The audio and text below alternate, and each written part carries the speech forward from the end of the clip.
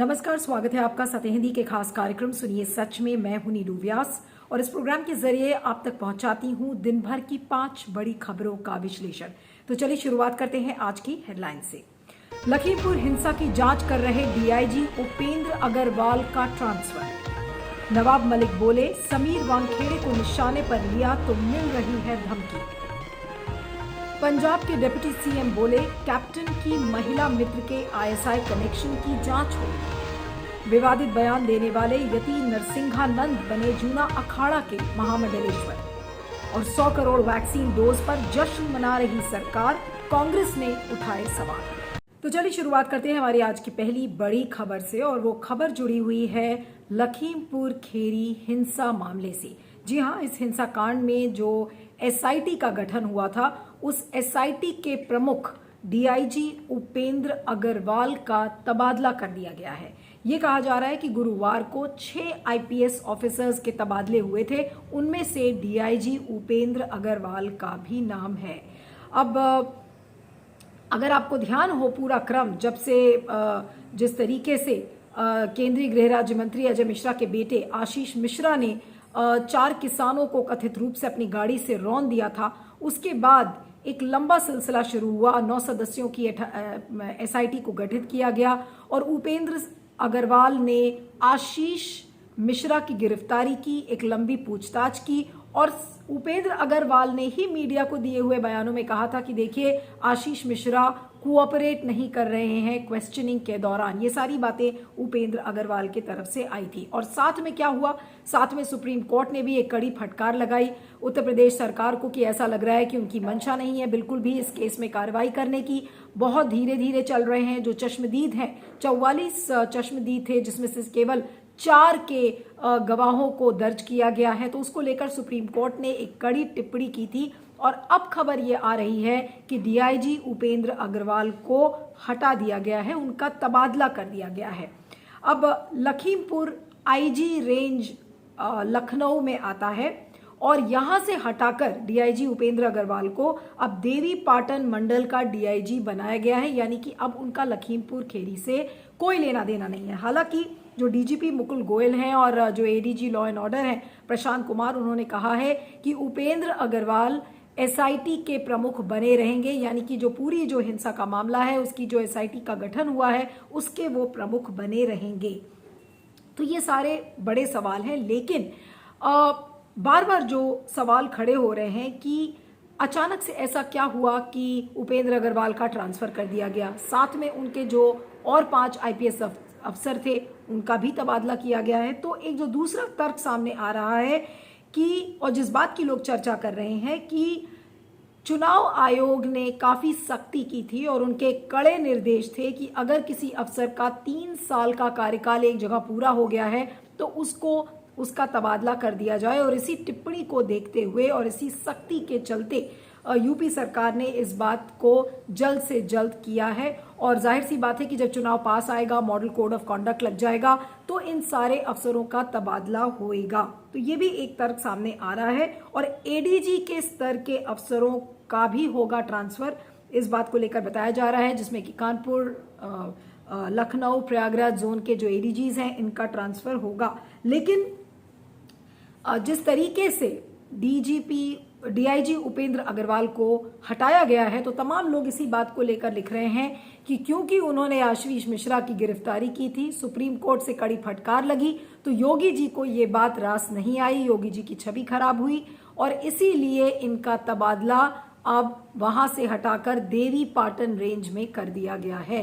तो क्या अगर आप केंद्रीय मंत्री के बेटे के खिलाफ कार्रवाई करते हैं, एक लंबी पूछताछ करते हैं और अगर आपकी वजह से ही सरकार को फटकार लगाता है कोर्ट, तो क्या आप ऐसे अफसर का तबादला कर देंगे या फिर कारण कोई और है? लेकिन ये जो दोनों तर्क सामने आ रहे हैं कि क्या चुनाव आयोग के सख्ती के वजह से डीआईजी उपेंद्र अग्रवाल का ट्रांसफर किया गया है या फिर लखीमपुर खेरी हिंसा मामले को देखते हुए अब संयोग ऐसा है और कोइंसिडेंस ऐसा है समय का कि लोग दोनों बातों के बारे में कह रहे हैं, लेकिन क्योंकि लखीमपुर हिंसा मामले में अभी भी सुनवाई चल रही है, सुप्रीम कोर्ट बार बार इस बात को लेकर यूपी सरकार को फटकार लगा रहा है कि आपने समय के चलते और समय देखते हुए आपने सही ढंग से जिस तरह से कार्रवाई करनी चाहिए थी आपने नहीं की। इसको लेकर पुलिस को भी लताड़ लगी है और यूपी सरकार को तो कड़ी से कड़ी फटकार लगाई ही गई है। तो फिर खामियाजा किसको भुगतना पड़ा? डीआईजी उपेंद्र अग्रवाल को, और उपेंद्र अग्रवाल को वहां से हटा दिया गया है। अब अगर ये एसआईटी के प्रमुख बने रहेंगे जैसा कि ये कहा जा रहा है, तो अगर एसआईटी के प्रमुख ये बने रहेंगे तो फिर किस तरह से जांच होती है? बहरहाल ट्रांसफर से महकमे में हलचल जरूर मच गई है और इसको लेकर तमाम लोग सवाल कर रहे हैं कि क्या इसी का उनको एक ये तोहफा दिया गया है कि उन्होंने क्योंकि जांच की थी और केंद्रीय मंत्री के बेटे को गिरफ्तार किया गया था और इसी वजह से और कोर्ट ने कड़ी फटकार उनकी वजह से लगाई है, तो क्या यही वजह है कि उनको ट्रांसफर कर दिया गया है? तमाम लोग इसके बारे में लिख रहे हैं, आप भी फीडबैक दीजिएगा। मैं आगे चलती हूँ। अगली खबर हमारी मुंबई ड्रग केस के मामले में है, जिसमें शाहरुख खान के बेटे आर्यन खान को गिरफ्तार किया गया है और अभी भी उनकी जमानत नहीं हुई है और बेल के लिए यानी कि जमानत के लिए वो अभी भी जूझ रहे हैं। लेकिन ऐसे में जो नारकोटिक्स कंट्रोल ब्यूरो बनाम नवाब मलिक, जो कि एनसीपी के नेता हैं और महाराष्ट्र विकास अघाड़ी सरकार में मंत्री भी हैं, एनसीबी वर्सेस नवाब मलिक का जो हमला है वो रोज चल रहा है। और कल भी जिस तरीके से समीर वानखेड़े के लिए उन्होंने लिखा था नवाब मलिक ने कि पूरा बॉलीवुड पैंडेमिक के दौरान मॉलडीव्स में था, तो वहां पर समीर वानखेड़े क्या कर रहे थे, उनकी बहन की पिक्चर्स को उन्होंने वायरल किया और कहा ये उगाही के मंशे से मॉलडीव्स गए थे ताकि ये बॉलीवुड के स्टार्स से उगाही कर सके, एक्सटॉर्शन कर सके। उसको लेकर समीर वानखेड़े ने कहा कि अब वो उन पर केस करेंगे क्योंकि इनकी पर्सनल और उनकी फैमिली लाइफ पर वो तमाम चीज़ें लिख रहे हैं। और उन्होंने एक अपने एक्सप्लेनेशन में भी इस बात को कहा है कि मैं मॉलडीव्स गया था अपने बच्चों के साथ वेकेशन मनाने के लिए और दिसंबर के महीने में मैं मुंबई में ही था, जबकि नवाब मलिक का ये कहना है कि वो दुबई में थे। तो ये सारी बातें जो आरोप और प्रत्यारोप है वो चल रहा है। लेकिन इस बीच नवाब मलिक ने एक और दावा किया है। नवाब मलिक ने ये कहा है कि उनको धमकी भरे फोन कॉल्स आ रहे हैं। एक फोन कॉल उनको राजस्थान से आया है और उसमें उनको धमकी दी गई है और उनसे कहा गया है कि समीर वानखेड़े को वो ना निशाने पर ले, यानी कि he received a threat call from a person who warned him of targeting the NCB chief Sameer Wankhede. अब उन्होंने इसमें लेकर कंप्लेंट फाइल कर दी है और ये कॉल बताया जा रहा है कि राजस्थान से आई थी। और जाहिर सी बात है कि अगर नवाब मलिक समीर वानखेड़े की जो फैमिली है उनकी पिक्चर्स को डालकर ये कह रहे हैं कि उनके पास प्रूफ है इस बात का और तमाम आधार उन्होंने बताए हैं जिसको लेकर एनसीबी के ऊपर सवाल खड़े किए जा रहे हैं। जैसे कि मिसाल के तौर पर उनसे ये कहा गया कि जो बीजेपी के जो कार्यकर्ता हैं केपी गोसावी और मनीष भानुशाली, उनकी मदद ले रहा है एनसीबी। फ्लेचर पटेल जो समीर वानखेड़े के अच्छे दोस्त हैं उनको गवाह बनाया है, एक नहीं बल्कि 3 या 4 ड्रग के मामले में। फिर पूरा मामले को लेकर नवाब मलिक ने ये कहा कि जो पूरा फर्जीवाड़ा है एक तरीके से आर्यन खान को गिरफ्तार करने का, खाली व्हाट्सएप चैट्स के आधार पर, ये बिल्कुल एक फेक केस है और ज़बरदस्ती का केस बनाया गया है। तो इसको लेकर गहमा गहमी जारी है और जिस तरीके से बॉलीवुड इस समय एक मानसिक दबाव से गुजर रहा है, तो लोग सवाल ये खड़े कर रहे हैं कि क्या बॉलीवुड इंडस्ट्री को खत्म करने की कोशिश कर रहा है नारकोटिक्स कंट्रोल ब्यूरो। और क्योंकि ये केंद्रीय जांच एजेंसी है तो क्या ये केंद्र सरकार के निर्देशन पर कर रहा है?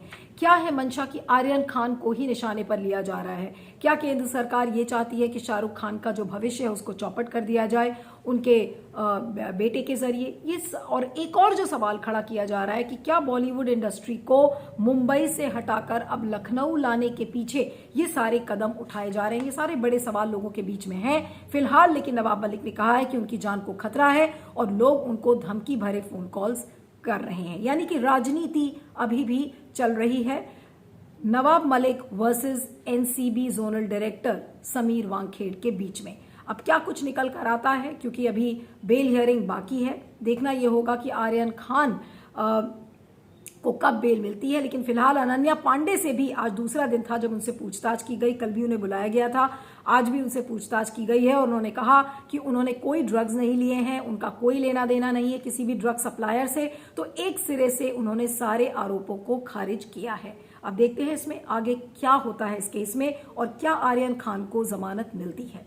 इस पर फीडबैक दीजिएगा, मैं आगे चलती हूँ।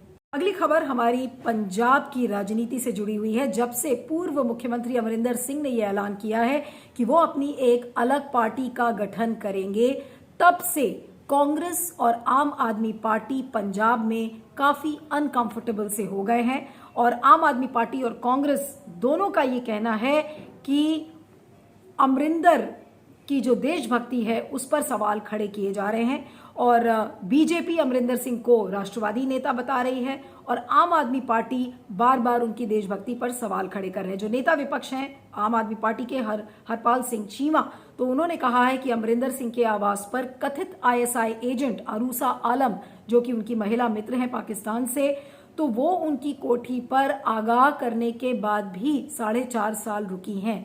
तो आखिर कांग्रेस उस पर चुप क्यों है? और उसको देखते हुए अब जो उप मुख्यमंत्री हैं सुखजिंदर सिंह रंधावा, तो उन्होंने ये कहा है कि अमरिंदर सिंह की पाक महिला मित्र व पाक खुफिया एजेंसी आईएसआई के कनेक्शन की अब जांच होगी और जांच की जिम्मेदारी जो इकबाल सिंह सहोता है डीजीपी, उनको दी जाएगी और उनको इस बात को लेकर जांच के आदेश दिए जाएंगे। यानी कि अमरिंदर सिंह को लेकर दोनों कांग्रेस और आम आदमी पार्टी में एक तरीके से कंपटीशन चल रहा है और ये साबित करने की पार्टी कर रही है कि देशभक्ति पर कितने गंभीर सवाल कौन सी पार्टी खड़े कर सकती है। और जैसा कि मैंने आपको बताया कि सुखजिंदर सिंह रंधावा ने कहा है कि बार बार अमरिंदर सिंह को आगाह करने के बावजूद उनकी जो महिला मित्र थी वो 4.5 साल उनके सरकारी आवास पर रही थी। तो उसको लेकर अब तमाम सवाल घिरे हुए हैं और सवालों के घेरे में अमरिंदर सिंह भी हैं और अमरिंदर सिंह को निशाना बनाया गया है। लेकिन अभी जो अमरिंदर सिंह ने कहा है कि अगर कृषि कानूनों को लेकर बीजेपी ये मामला सुलझा देगी तो फिर वो बीजेपी के साथ चले जाएंगे। तो इससे हो सकता है कि अमरिंदर सिंह के लिए राह आसान हो जाए। लेकिन बीजेपी की प्रेजेंस अगर आप देखें तो पंजाब में बिल्कुल ना के बराबर है और अमरिंदर सिंह के खिलाफ ईडी का मामला चल रहा है। तो जाहिर सी बात है कि विपक्षी पार्टीज उन पर आरोप लगा रही हैं कि जब ईडी का केस चल रहा है तो अमरिंदर सिंह ने केंद्र सरकार में जाकर शरण ले ली है। लेकिन इसको अमरिंदर सिंह को लेकर एक बड़ी राजनीति की गहमा गहमी चल रही है और बिल्कुल साफ है अभी के नैरेटिव से कि क्योंकि जो पंजाब कांग्रेस के अंदर जो अंदरूनी कलह की जो खबरें थी अब वो एक तरीके से पीछे छूट गई हैं और अमरिंदर सिंह एक नया रैलिंग पॉइंट बन गए हैं कांग्रेस और आम आदमी पार्टी के लिए।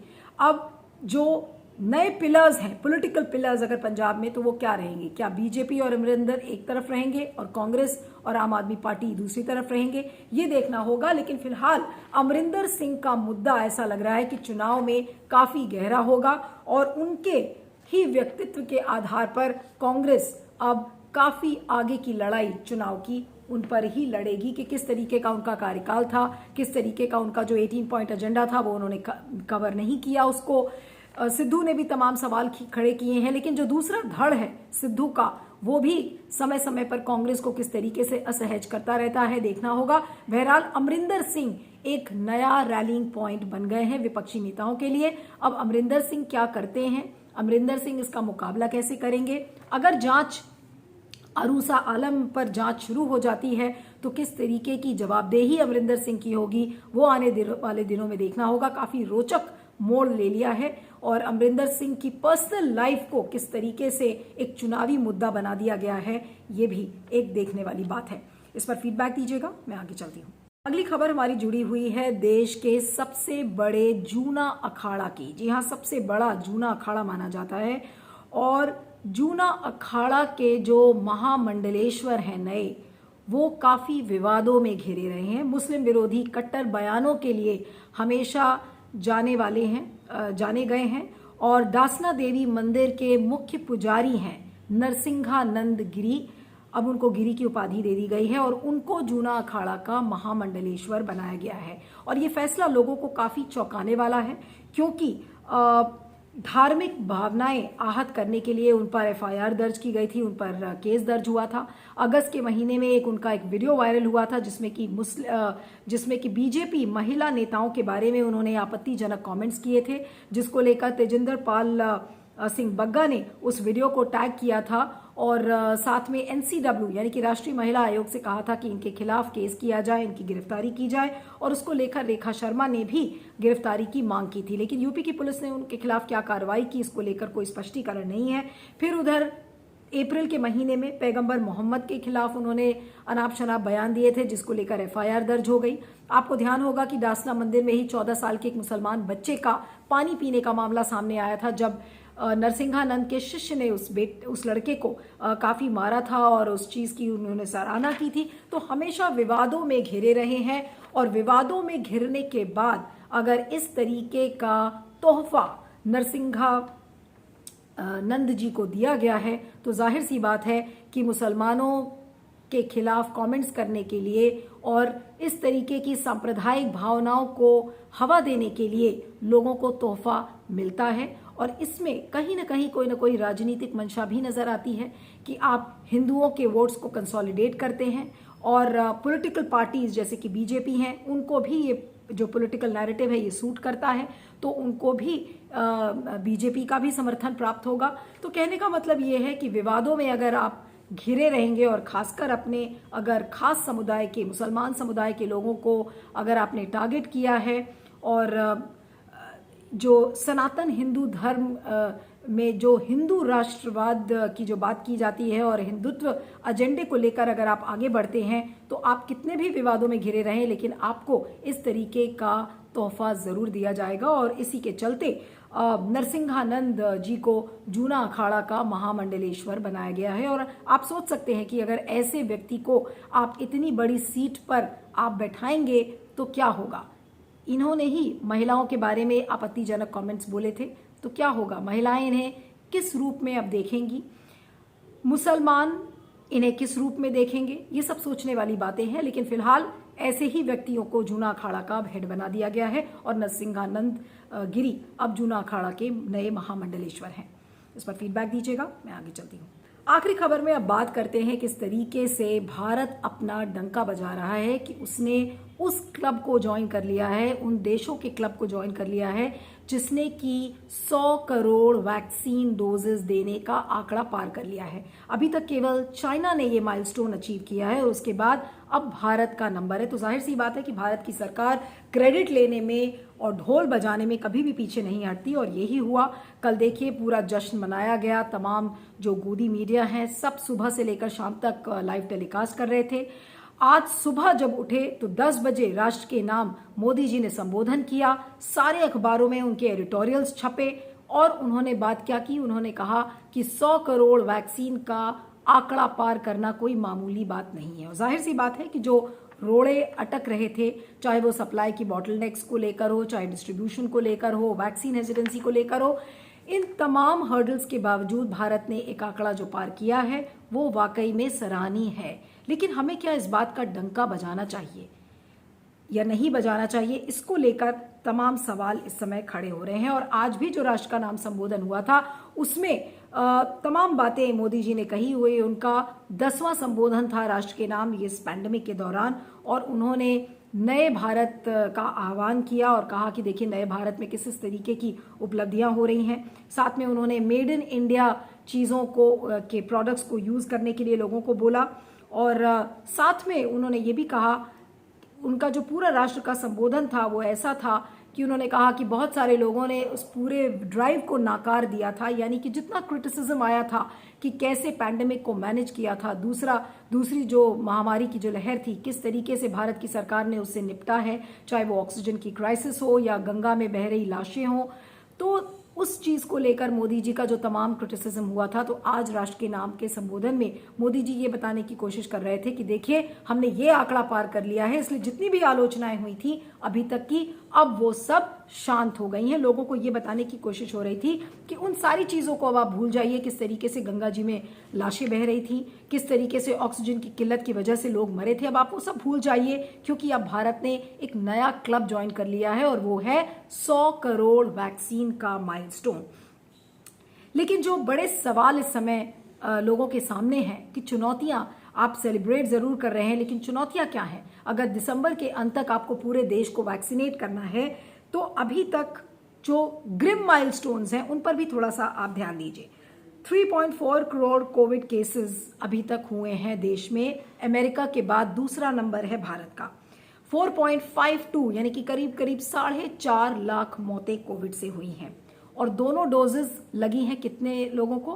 केवल 21% लोगों को। यानी कि केवल 21% लोगों का मतलब है कि 140 करोड़ लगभग लोगों में केवल 29 करोड़ लोगों को ही दोनों डोजेस वैक्सीन की लगी हैं और हम इस बात को लेकर डंका बजा रहे हैं। यानी कि 75% लगभग हमारे लोग ऐसे हैं जिनको दोनों डोजेस नहीं लगी हैं, एक ही डोज लगी है, यानी कि वो वल्नरेबल कैटेगरी में है, उनको दोबारा कोरोना हो सकता है, लेकिन हम ढोल बजा रहे हैं।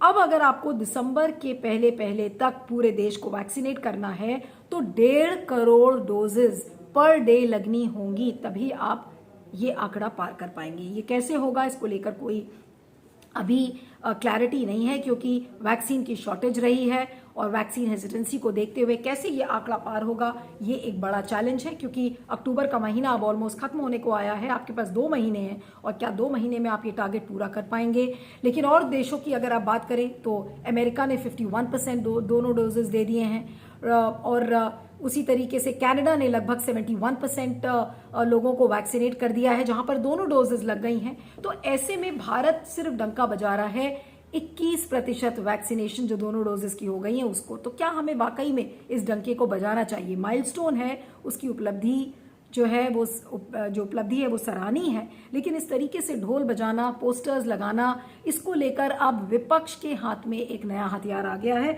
उसको लेकर तमाम लोग लिख रहे हैं। शशि थरूर ने एक कार्टून को ट्विटर पर पोस्ट किया है और उन्होंने लिखा है कि day after 1 billion a reminder, और उस कार्टून के सिर पर फ्यूल प्राइस हाइक यानी कि जो एक पेट्रोल टैंक है और उसका एक क्राउन उसको पहना दिया है उस कार्टून को कि फ्यूल प्राइस राइज का क्या होगा। उसी तरीके से जो कर्नाटका के पूर्व मुख्यमंत्री हैं उन्होंने लिखा है कि हम 1 billion is a fancy number, एक बहुत ही ऑर्नामेंटल नंबर है, लेकिन devil is in the details, यानी कि जब आप डिटेल देखेंगे तब उसमें आपको असली कहानी छिपी हुई नजर आएगी। 29 करोड़ और 139 crore people are not fully vaccinated, only vaccinated 29 crore, यानी कि 29 करोड़ ही केवल फुली वैक्सीनेटेड हैं। और ऐसे में बीजेपी किस बात का ढोल बजा रही है? तो सवाल ये उठता है कि हम ढोल बजा रहे हैं, हम जश्न मना रहे हैं, किस बात को लेकर? कि केवल हमारे देश में अभी तक 21% लोगों को दोनों डोजेस लगी हैं। बाकी देश ऐसा क्यों नहीं कर रहे हैं? हमें आज आखिर इसको करने की क्या जरूरत है? क्या हम लोगों को ये बताने की कोशिश कर रहे हैं कि देखिए हमारी जितनी भी आलोचना पिछले दिनों हुई है उस आलोचना को जनता भूल जाए? और आज इस बात का उन्होंने उल्लेख भी किया मोदी जी ने कि देखिए हमने थाली भी बजाई थी, हमने ताली भी बजाई थी और लोगों ने उसको नकार दिया था और आज देखिए हम एक इतने बड़े आंकड़े पर खड़े हैं।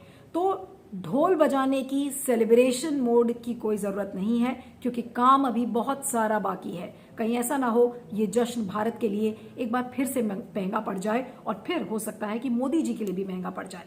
इस पर फीडबैक दीजिएगा और मेरा ट्विटर हैंडल है @नीलू317। आप देखते रहिएगा सुनिए सच और बने रहिएगा सत्य हिंदी पर। Thank you so much.